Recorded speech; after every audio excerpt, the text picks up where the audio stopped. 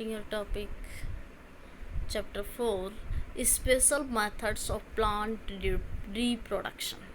Special methods of plant reproduction. Special method देख रहे हैं किसके? प्लांट रिप्रोडक्शन के. Reproduction in angiospermic plants generally take place by vegetative and sexual methods.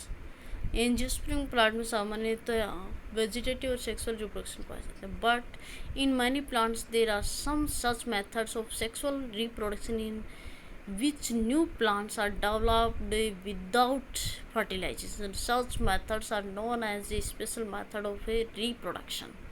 क्या बताया गया है कि मैनी प्लांट्स के अंदर देखिए कुछ मेथड्स जो सेक्सुअल रिप्रोडक्शन से न्यू प्लांट डेवलप होता है, लेकिन वो किससे? विदाउट फर्टिलाइजेशन, बिना किसी निषेचन के द्वारा अगर न्यू प्लांट तैयार होता है तो वो उसमें वो जो स्पेशल जो इनके मेथड्स जो जाने जाते हैं वो स्पेशल मेथड्स के नाम से.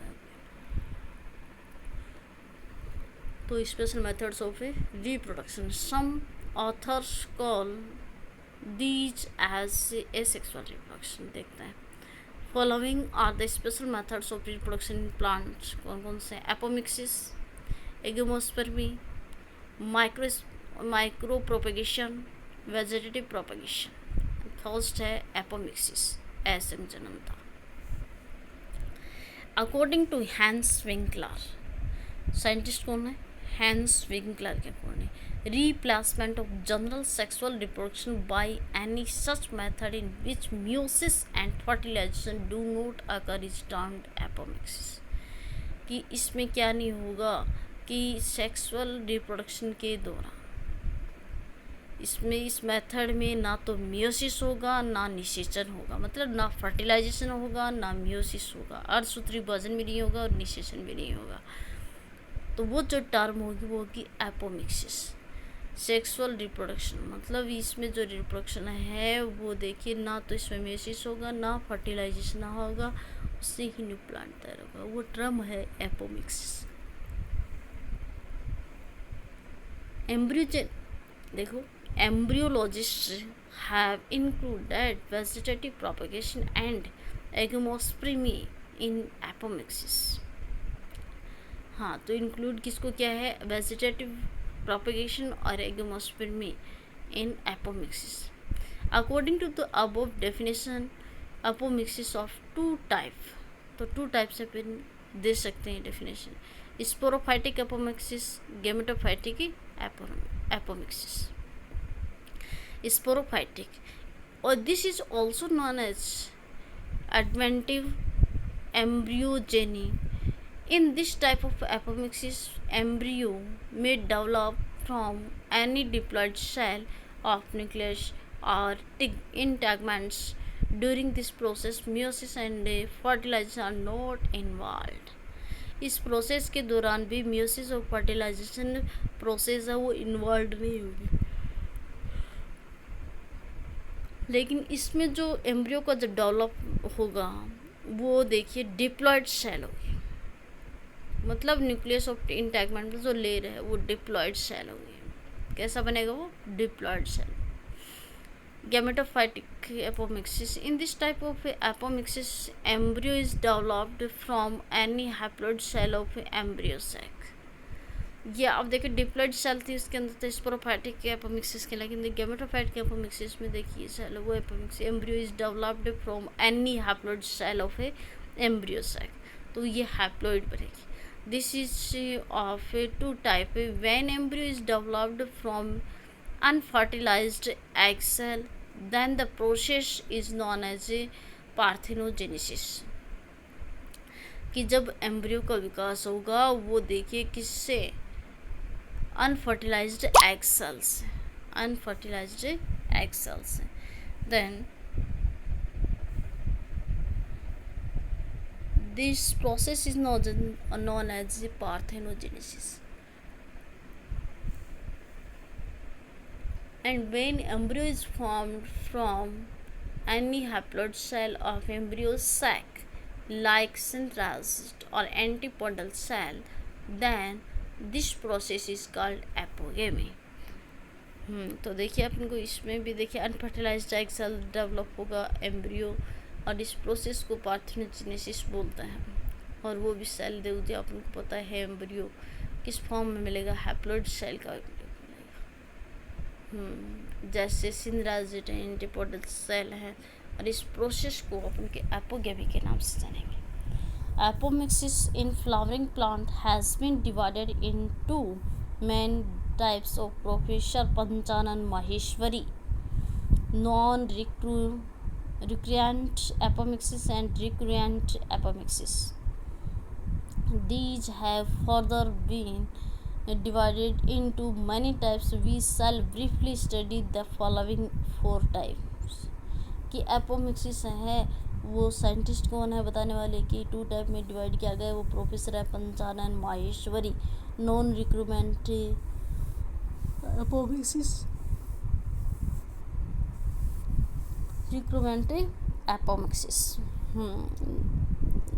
देखना, नॉन रिक्रूटमेंट, रिक्रूटमेंट, एडवेंटिव और वेजिटेटिव एपोमिक्सिस।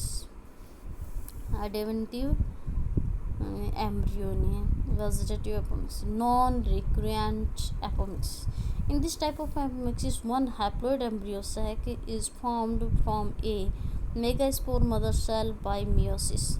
कि meiosis तो डिवीजन होगा जिससे haploid embryo sac बनेगा।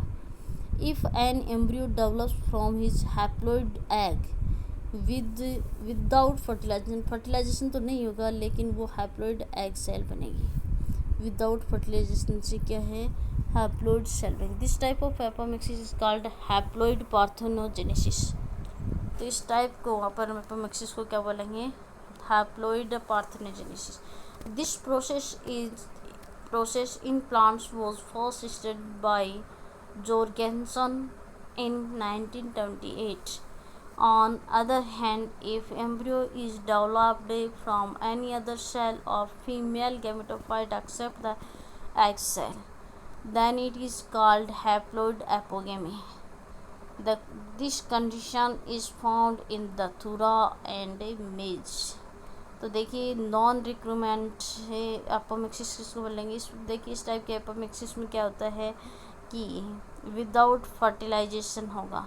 तो विदाउट फर्टिलाइजेशन होगा और देखिए अपन को पता है बाय मेयोसिस और मेयोसिस के थ्रू, लेकिन वो जो सेल बनेगी ना एग सेल वो हैप्लॉइड होगी और वो भी किसके थ्रू, विदाउट फर्टिलाइजेशन के थ्रू।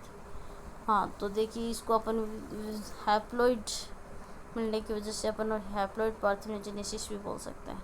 और ये फर्स्ट स्टडी करने वाले जोरगेनसन थे। कौन थे, जोरगेनसन। फिर दूसरी तरफ से ये बता सकते हैं कि other cell of female gametophyte except the egg cell, और उसको बोलते हैं haploid apogamy. This condition is found in datura and maize. Example ले सकते हैं दतूरा और मेज का। Recurrent apomixis. This type of apomixis is also known as a gametophytic apomixis. कैसा है, गेमेटोफाइटिक एपोमिक्सिस, जो कि हैप्लॉइड था ना। Due to failure of a meiosis, the number of chromosomes in the female gametophyte remains diploid similar to that of mother plant. This is of 2 types. क्या है कि इस टाइप के एपोमिक्सिस को गेमेटोफाइटिक एपोमिक्सिस के नाम से जाना जाते हैं कि मियोसिस के फेलियर होने पर, देखिए ये मियोसिस के फेलियर होने पर क्रोमोसोम है जो कि किसमें, फीमेल गेमेटोफाइट्स में डिप्लॉयड हो जाता है। कैसे होंगे, डिप्लॉयड मिलेंगे रिक्रूटमेंट में। नेक्स्ट इसमें देखिए 2 टाइप दे रखा है, वो है जनरेटिव एपोस्पेरी, जनरेटिव और सोमेटिव। जनरेटिव देखो, इन this type of apomixis the embryo sac is developed from the diploid cell of Archaeosporium, and from the diploid cells of embryo sac embryo is formed. Hence the embryo formed from these cells is diploid.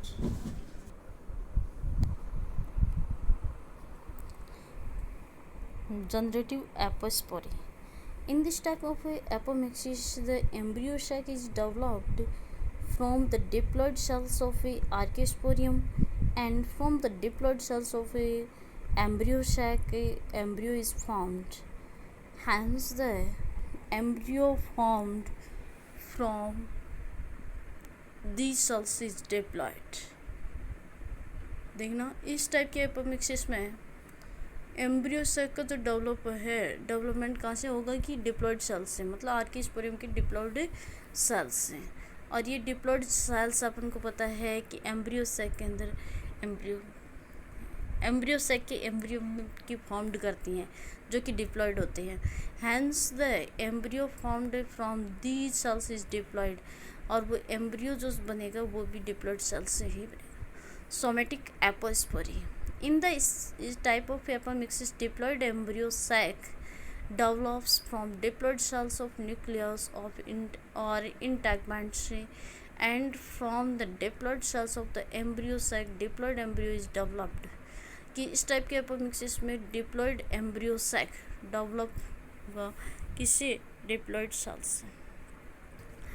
And from the diploid cells of the embryo sac diploid embryo is developed, और ये diploid embryo ही बनेगा। Adventive embryony the process of embryogeny in which development of embryo take place from any diploid cells of ovule, such as a cell of nucleus of integments situated outside the embryo sac is called adventive embryony. This is also known as a sporophytic apomixis. Example lemon and mango. Adventive embryony किसमें, mango और lemon, diploid cells. Vegetative apomixis. In this type of apomixis, bulbils or vegetative propaganda. Vegetative apomixis. In this type of apomixis, bulbils or vegetative propagule are formed in place of flowering plants, and these germinate while they are still present attached to the plant on which they are formed. This type of apomixis is found in onion and agave. Vegetative apomixis मतलब जिसमें क्या है कि एक पलपत्र मतलब परपत्र निकल आए, और ये देखिए दूसरी बात प्रोपेंगुल फॉर्म हो जाती है, तो उसमें जो जर्मिनेट होता है, इस टाइप का जो एपोमिक्सिस है किसमें पाया जाता है, onion and agave.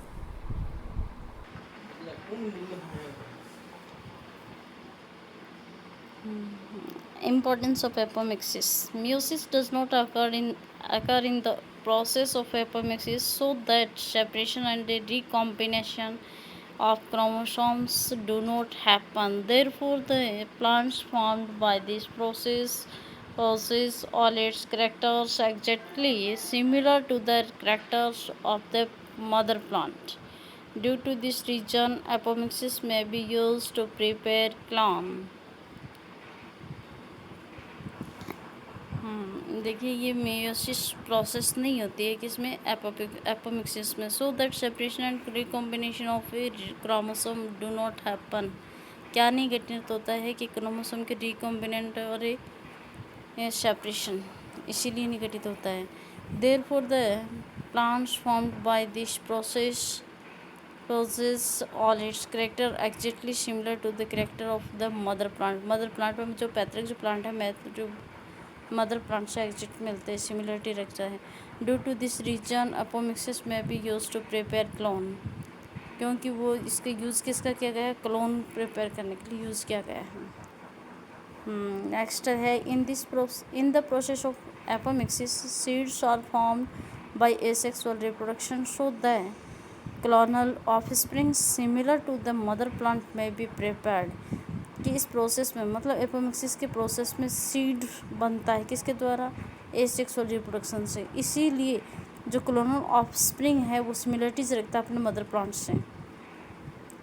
Useful characters can be conserved in crops plants by this type of reproduction. In characters का यूज़ करके, और ये अपन को पता है कि प्लांट्स कंजर्व की जा सकती है, ये भी किसके द्वारा, रिप्रोडक्शन के द्वारा। हाइब्रिड सीड्स में easily B produced by this type of reproduction because apomixis checks degeneration of specific characters of hybrid plant कि हाइब्रिड सीड है वो इजीली वे में प्रोड्यूस किया जा सकता है किसके द्वारा रिप्रोडक्शन के टाइप्स से बिकॉज क्योंकि apomixis checks degeneration of specific characters of hybrid plant जिसकी वजह से अपने चेक कर सकते हैं हाइब्रिड प्लांट के हाइब्रिड करेक्टर्स। ये था एपोमिक्सिस। एपोमिक्सिस अपन के विदाउट फर्टिलाइजेशन मतलब वो टर्म किसको बोलते हैं विदाउट फर्टिलाइजेशन के से जो सेक्सुअल रिप्रोडक्शन कहा जाए वो है एपोमिक्सिस, वो टर्म है एपोमिक्सिस। दूसरी बात है हैंस विंकलर ने इसकी जानकारी दी थी। दूसरी बात है कि अपन को पता है ये 2 टाइप से बता रखा है स्पोरोफाइटिक एंड गैमेटोफाइटिक। स्पोरोफाइटिक है वो डिप्लॉइड सेल से बनता है जबकि गैमेटोफाइटिक है उसमें any haploid cell of embryo sac से बनता है। ठीक है, देखिए दूसरी बात आती है कि ये अपन को जैसे एंटीपोडल रेजिड सेल्स हैं इन सेल्स में अगर हैप्लॉइड एम्ब्रियो है तो उसको बोलते हैं एपोगेमी। उस प्रोसेस को बोलते हैं एपोगेमी। एपोमिक्सिस को देखिए पंचानन महेश्वरी ने 2 टाइप से डिवाइड किया था। वो देखिए पंचानन महेश्वरी ने डिवाइड किया वो नॉन रिक्रेंट और रिक्रेंट एपोमिक्सिस बताया था। देखिए ब्रीफली स्टडी की थी उन्होंने non recurrent and recurrent apomixis adventive and vegetative. तो देखिए नॉन रिक्रेंट एपोमिक्सिस क्या बताया था कि हैप्लॉइड एम्ब्रियो सैक बनता है इसमें जो कि मेगास्पोर मदर सेल वो भी उसमें मियोसिस डिवीज़न होगा तब बनेगा और विदाउट फर्टिलाइजेशन के इस फिर देखिए और इस कंडीशन में देखिए आपको पता है एग्जांपल के तौर पे देखें कि हैप्लॉइड जो एपोगे में बनती है वो है दातूरा और मेज में। रिक्रूएंट में क्या होगा कि गेमेटोफाइटिक एपोमिक्सिस बोला जाता है इसी को क्योंकि इसमें देखिए मियोसिस नहीं होगा वो भी फेलियर हो जाएगा जिसकी वजह से देखिए फीमेल गेमेटोफाइट है वो डिप्लॉइड बनता है लेकिन उसके जो क्रोमोसोम है भाई फीमेल गेमेटोफाइटिक तरीके से हैं तो उनकी मदर प्लांट से मैच करता है। फिर नेक्स्ट देखिए जो जनरेटिव इसमें टाइप दे रखा है दोनों को देखिए जनरेटिव और सोमेटिक। तो जनरेटिव आप जानते ही हैं और सोमेटिक डिप्लॉइड। सोमेटिक में डिप्लॉइड और इसमें हैप्लॉइड मिलते हैं। एडवेंटिव में देखिए एम्ब्रियो जो प्लेस करेगा वो देखिए डिप्लॉइड सेल्स और वो भी ओवल के अंदर मतलब उसके आउटर जो लेयर होगी इंटेगमेंट रहेगा उसके और एम्ब्रियो नहीं बोल मतलब एडवेंटिव एम्ब्रियो नहीं बोला जाता है। वेजिटेटिव के अंदर ये इसमें अपमोक्सिस में बल्बिल्स या प्रोपेगेंस का क्या होगा बनेगा लेकिन फ्लावर्स भाई प्लांट्स के फ्लावर्स में प्रोपेन के लिए बल्बिल्स से ही जर्मिनेट होगा तो इसको बोलते हैं vegetative apomixis. Example onion and agave. Importance of apomixis. Meiosis does not occur in the process of apomixis so that separation and recombination of chromosomes do not happen. देखिए इसकी इम्पोर्टेंस क्या है कि इस प्रोसेस में मियोसिस डिवीज़न नहीं होगा उसके सेपरेशन के लिए मतलब क्रोमोसोम का रिकॉम्बिनेशन होगा तो देखिए क्या घटित नहीं होता है। Therefore, the plants formed by this process possess all its characters exactly similar to the characters of the mother plant. तो देखिए सेम किससे मैच करेगा ये मदर प्लांट से। तो देखिए ये क्लोन जिस तरह से क्लोन प्रिपेयर करके भी आप यूज कर सकते हैं इसे। दूसरी बात है कि विदाउट फर्टिलाइजेशन से तैयार होगा। In this process of apomixis, seeds are formed by asexual reproduction. Clonal offspring similar to the mother plant may be prepared. फिर useful character can be converted in crops plants by this type of reproduction. Hybrid seeds may easily be produced by this type of reproduction because apomixis checks degradation of specific characters of a hybrid plant. अब आता है एगमोस्पर्मी। In